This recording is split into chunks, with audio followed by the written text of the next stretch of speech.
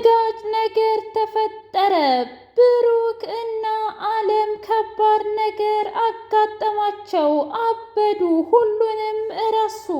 ቅድስት እና መድብል ደነገጡ። ቅድስቴ ባሌንና እህቴን ምንድነው ያገኘብኝ? እባክህ መድብል አንድ ነገር አድርግ ብላ አለችው።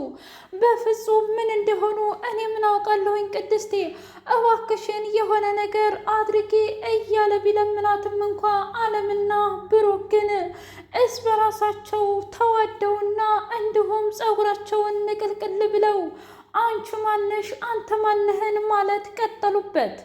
በሌላ በኩል ቅድስቴ ይቺ አረመኔ ጨካኝ ማህሌት ናት የምትሆነው። በባለፈው እንዲገድል የላከችው አለም ስለነበረች ያንን ነገር ሰምታ ነው ማህሌት ድናለች መሰለኝ መድብል ብላ ስትለው፣ መድብል ጀግናው በፍጹም ማህሌት እንደዚህ አይነት ነገር አታደርግም፣ ምክንያቱም ታሬ ካሊብ ሙሲሳ ትዕዛዝ ሰጥቶ በሞትና በህይወት መካከል ነው ያለችው እና እባክሽ ቅድስቴ ሌላ ነገር አስቢ ብሎ አላት። ምን እያልክ ነው?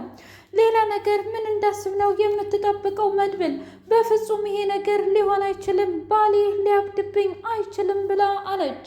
ብሩኬ የገዛ ልጁን ሳይቀር እንኳ እረስቶ በራሱ አለም የሚንቀሳቀስ ሆኗል። በሌላ በኩል መድብል ምናልባት የመድኃኒቱ ሙሉ ለሙሉ ስላልወጣለት እንደሆነ እንደዚህ ያበደው ብሎ ሲል፣ ታዲያ ብሩክስ እሺ፣ ግን ደግሞ አለም ምን አገኛትና ነው ልታብድ የምትችለው? ይሄ ነገር ከባድ ችግር ነው ብላ አለችው። ታሬ ማህሌትን ትሰምኛለሽ፣ 3ኛ 4ኛ እድል እየተሰጠሽ ነው። ከዚህ በኋላ ሂደሽ የራስሽን ህይወት ኑሪ እባክሽን ልለምንሽ ብሎ አላት። ትሰማኛለህ? እኔ መቼም ቢሆን መቼም አልሄድም። በዛ ላይ ይርቦኛል፣ ገንዘብም የለኝም። ህይወቴ በሙሉ ምስቅልቅሉ ነው የወጣው። እናም ልለምንህ የሆነ ነገር አድርግልኝ ብላ አለችው። ከዚህ በላይ እኔ ምንም የምታገስሽ ነገር የለኝም። አንቺም ቢሆን እኔ ልትረጅኝ ይገባል ብሎ አላት። ምንድነው ልረዳህ የምገባው? ትሰማኛለህ? እኔ እኮ ያለሁት ስቃይና መከራ ውስጥ ነው ብላ አለችው። እንደዛ ከሆነ ታዲያ ምን አሻኝ? እኔ ሳልሆን የምገልሽ እኮ ካሊብ ሙሲሳ እራሱ ነው ብሎ አላት። ምን ማለት ነው?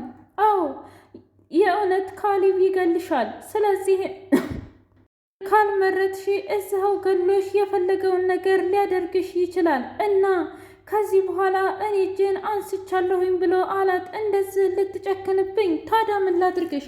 እኔ እኮ ሂጂ ብዬሽ ነበረም።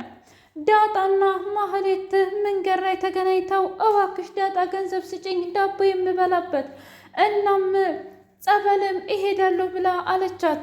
አይ ማህሌት፣ ለካ የሰው ልጅ ቁሞ ሲሄድ እንደዚህ ነው።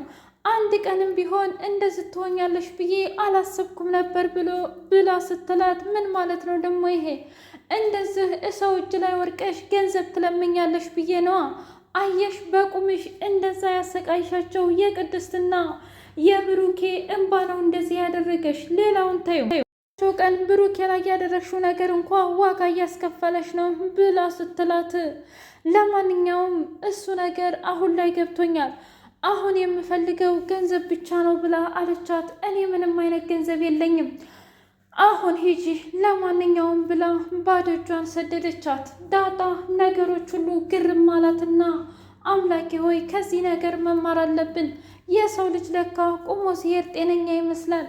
ማህሌትም ደግሞ ምንም ክፋትና አረመኔነት ቢሰራባትም የሚከፈለው ልክ ስንሞት ነው ይባላል። ግን አሁን ላይ ያለነው ነገር በቁም እየከፈለን ነው።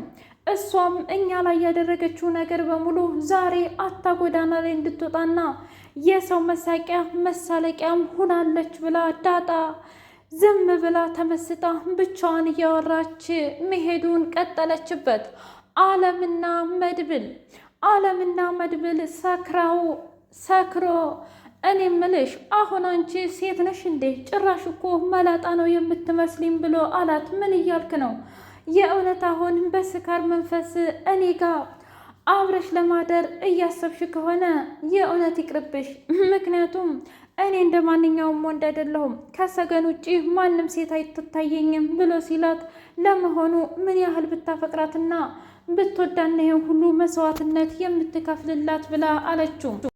አንቺ አይመለከትሽም። ምክንያቱም የሰው ልጅ ፍቅር የሚገባው ንጹሕና በጣም የዋህ ስትሆኝ ነው እንጂ በፍጹም እንዳንቺ አይነት አይገባውም ብሎ አላት። ኧረ እባክህ የምሬን እኮ ነው።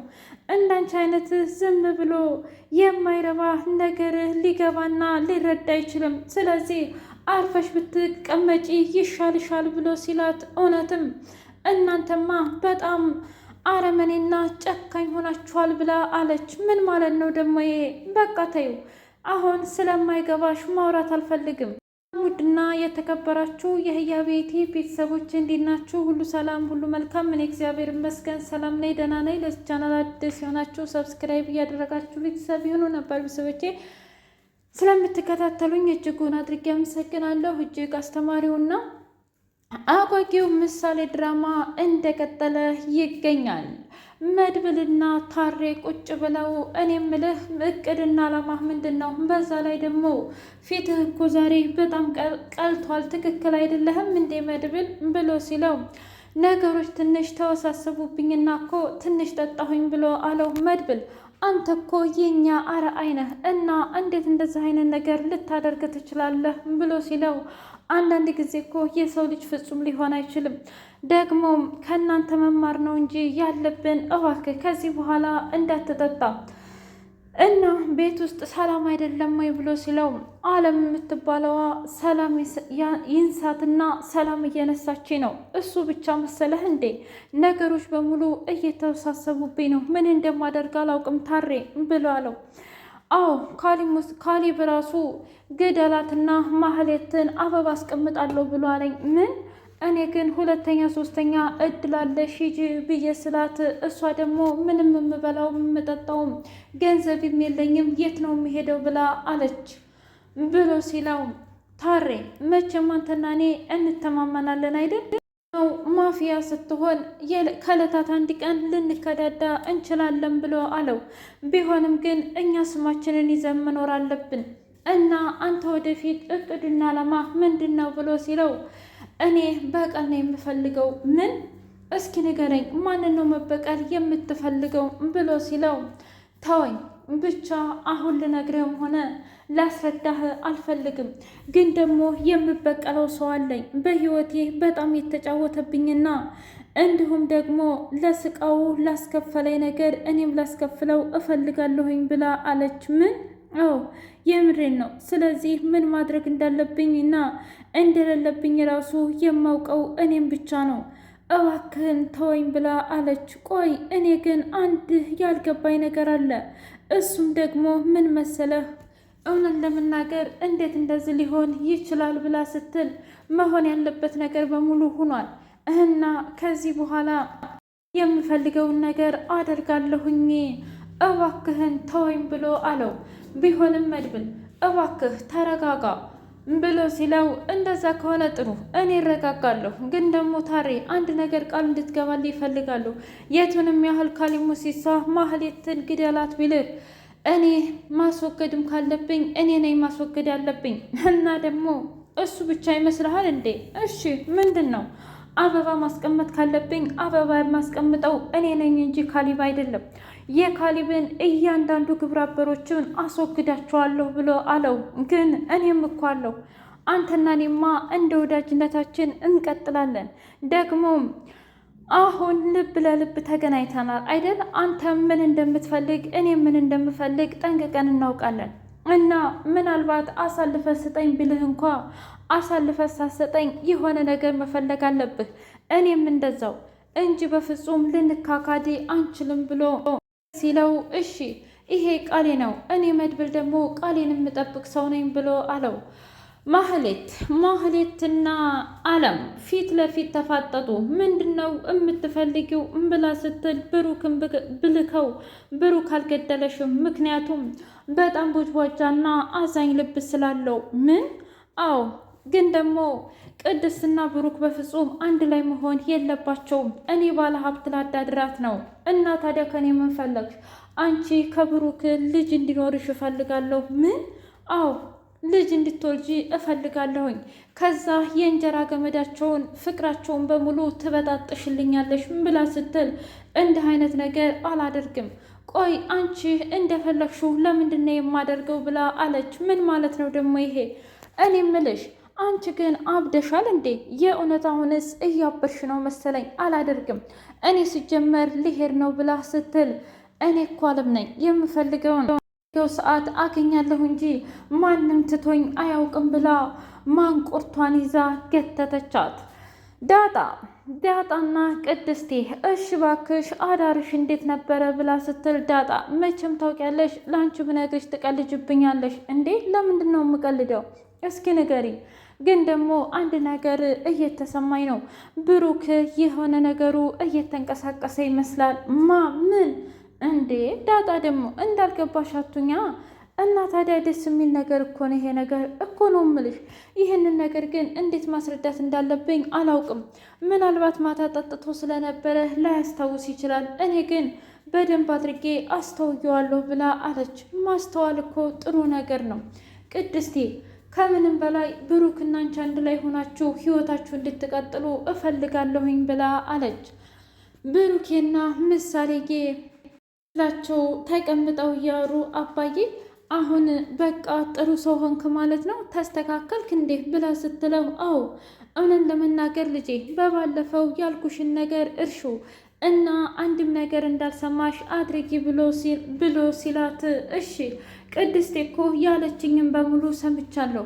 ደሞም አባትሻኔ ተናዶና አዝኖ ስለነበር ነው እንጂ ይህንን ምክር አይመክርሽም ብላ ስትለኝ ቅድስትዬ ያን ጊዜውኑ ነው የተውኩት ብላ ስትል ጎሽ የኔ ልጅ ብሎ እቅፍ አደረጋት። መድብልና አለም እኔ ምልህ ለምንድን ነው ግን አንተ አብሬህ የማልተኛው ብላ ስትል አንቺና እኔ አንድ አልጋ ላይ አብደሻል እንዴ? አንቺ ማለት እኮ ወንድሜ ነፍሰ ገዳይ ልታደርጊው የነበርሽው አረመኔ ሴት ነሽ። ቆይ እኔ ምልሽ አለም ግን ደግሞ አሁን እኮ በጣም የሰለጠነ ዘመን ያለንበት። ለምን ወደ ሶሻል ሚዲያ ወጥተሽ ምናልባት አንቺን የሚፈልግ አይጠፋም እኮ ለምን አታገቢም ብሎ ሲላት ምን እያልክ ነው? እኔ ባላጥቼ ነው እንዴ?